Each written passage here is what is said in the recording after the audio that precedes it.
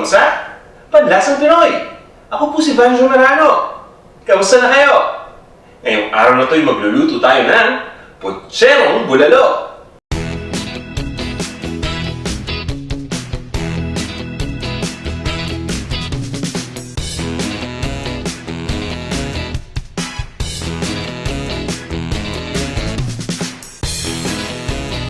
At ito yung mga ingredients na gagamitin natin. Bulalo, o yung tinatawag natin na beef shank.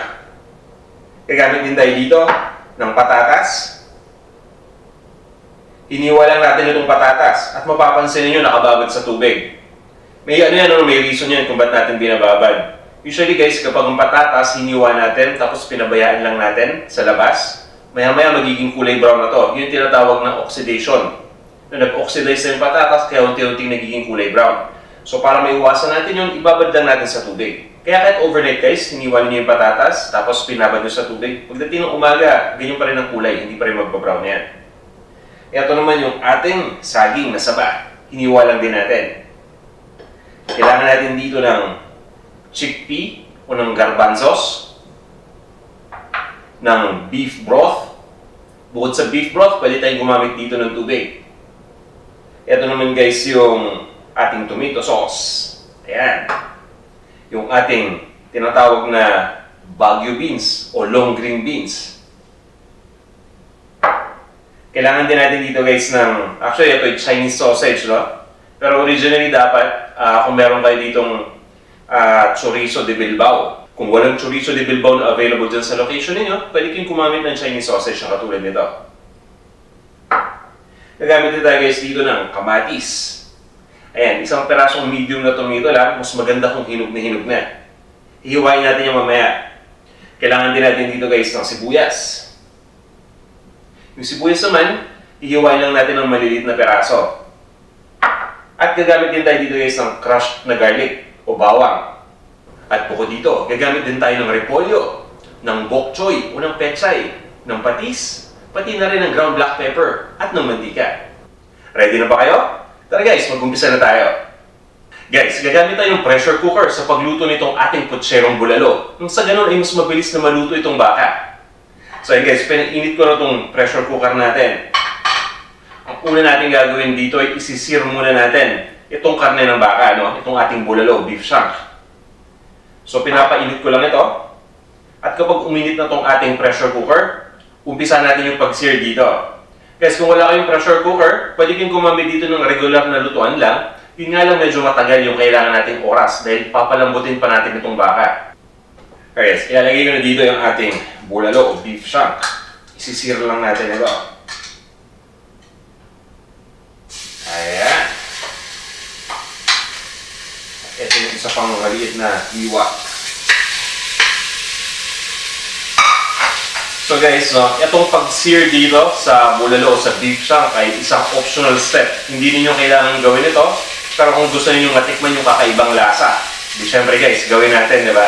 So nagagawa nitong pag-sear, kinakaramelize nito yung karne ng baka at nagpo-produce ito ng extra na lasa, no? So kung gusto niyo medyo kakaibang lasa na putserong bulalo, yung medyo manamis-namis na masarap, then i-sear natin. Mga 2 minuto lang ang kailangan natin dito. Sisir lang natin isang side ng 2 minuto. Pagkatapos, ibabaliktad naman natin at itutuloy natin yung pag-sear sa kabilang side ng ganun din. Guys, mapapansin niyo habang sinisir natin itong bulalo, unti-unti nang nagdadarating yung karne nito. Nagkakaramelize na. Dito natin makukuha yung kakaibang lasa. So, ayan guys. Binaliktad ko lang. Gagawin ko lang yung proseso ito sa kabilang bahagi.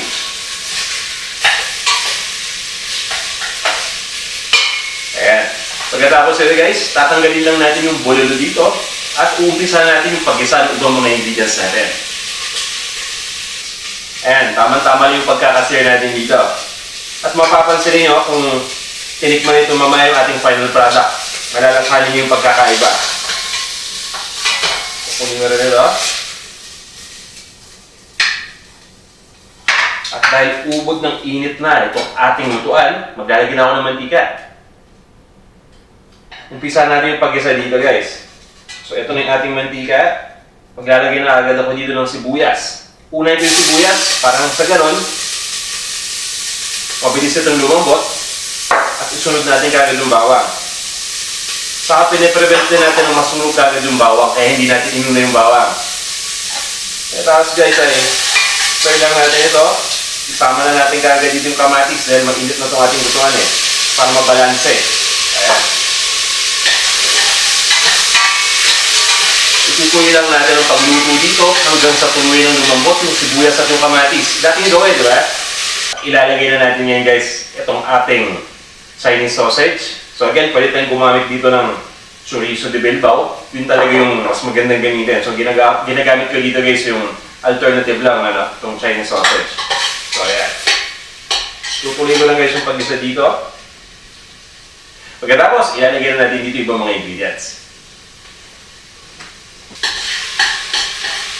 Guys, sa puntong ito, tama-tama na yung pagkakaluto natin. Malambot na yung sibuyas, pati yung kamatis. At napakalasa na nito. So ilalagay na natin dito ulit yung ating bulalo. Babalik lang natin. Ito pa rin yung bulalo kanina na nasirma natin. So ilalagay lang natin ito dito. Sama natin yung juices. Ayan, nandun yung lasa. Pagkatapos ito guys, maglalagay lang tayo dito ng tomato sauce. Pagkalagay ng tomato sauce, ilagay na natin kaya dito itong ating beef broth. Kung wala kayong beef broth, pwede kayong gumamit ng tubig. Pero, ang suggestion ko lang sana, para mas maging malasa, gagamit lang tayo dito ng beef cube, lalagay lang natin.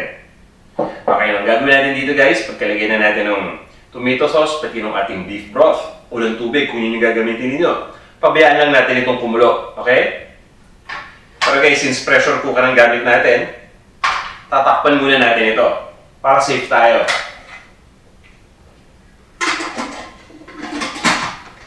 At pabayaan lang natin ang kumulo ito habang nakatakip yung pressure cooker. Kukumplituhin ko lang, kailangan pa natin dito ng takip sa itaas.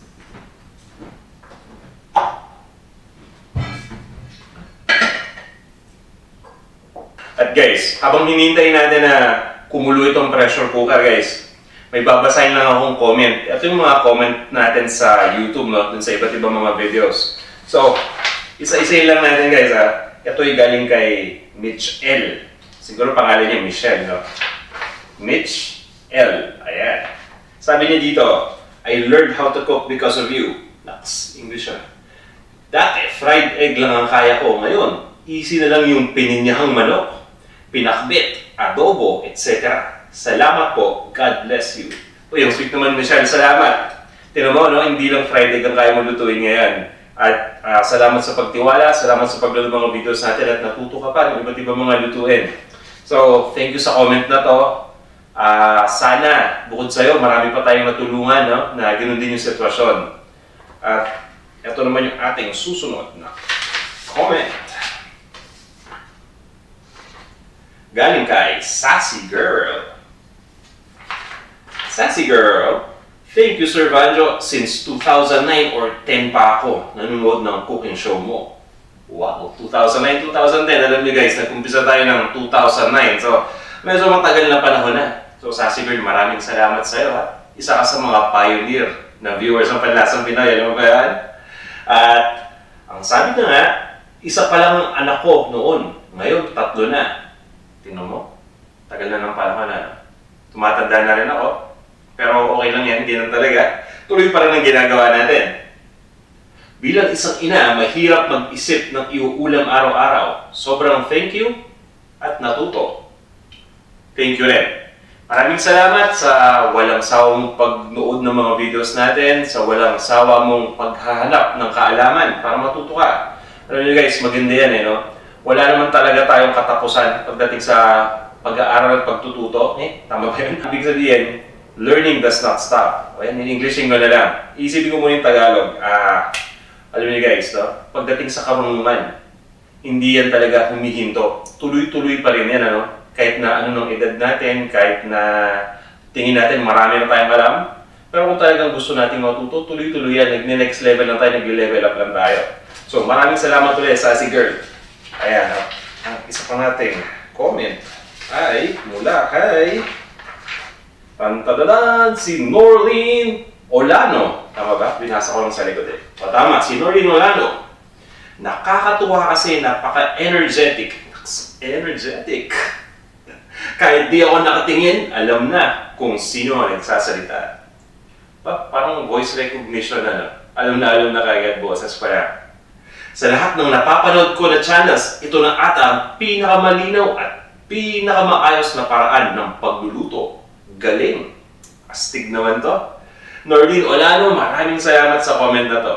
Nakakatuwa naman tong comment na to. Nakakainganyo, nakaka-inspire lalo para gawin ko yung aking ginagawa para sa inyo guys. So, thank you. Kung meron kayong mga comment, feedback, shoutouts guys, mag-comment lang kayo dito.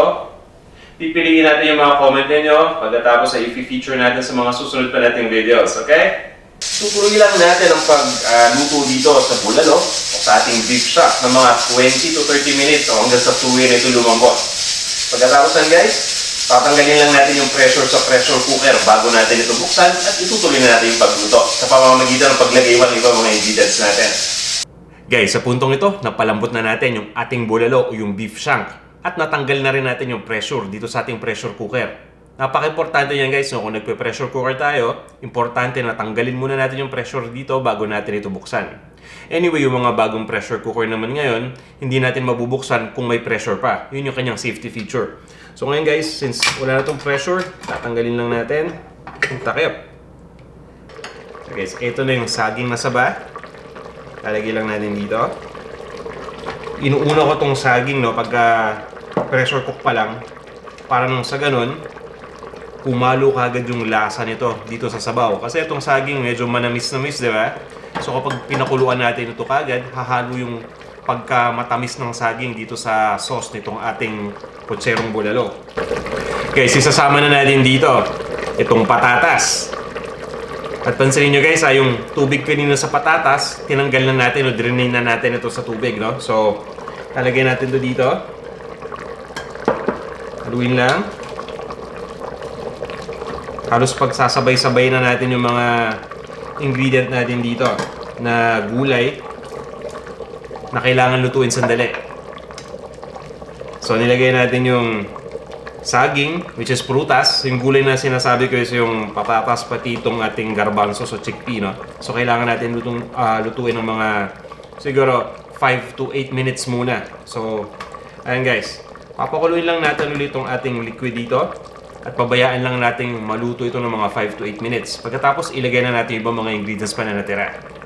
Ngayon guys, habang pinapakuluan natin ito, mapapansin niyo na unti-unti nang nakikita natin dito yung mga mantika na lumulutang, no? So, ito yung nagiging sebo kapag pinalamig natin. So, as much as possible, habang nagpapakulo tayo, kung pwede nating i-scrape ito sa itaas, kuha lang tayo ng malaking kutsara na flat para mas madali natin gawin ito. Tatanggalin lang natin. Pilitin lang natin best effort kumbaga. Alam kong hindi natin matatanggal lahat yan, pero at least nabawasan natin. Malaking bagay na rin yun.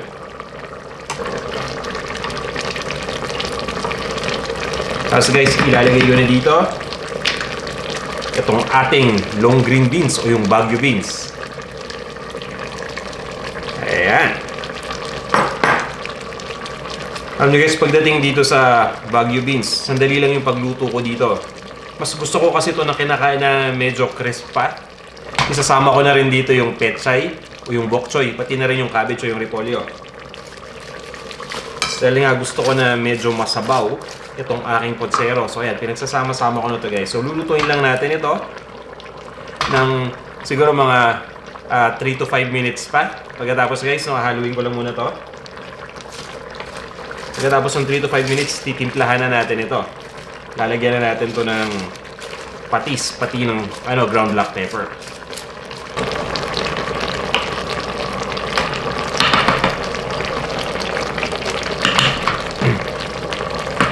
Guys, ngayon naman, ilagay na natin dito yung seasonings natin. Nagamit ko dito guys ay patis o yung fish sauce. Pwede rin kayong gumamit dito ng asin. Ayan. At lalagyan na rin dito guys yung ating ground black pepper. So ito na yung pinakahuling ingredient na ilalagay natin dito. So guys, ito na yung ating ground black pepper. Tuloy lang natin yung paghalo ulit guys. Pagkatapos, ready na tong ating potserong bulalo. Ililipat ko lang ito guys sa isang serving plate at tikman na natin.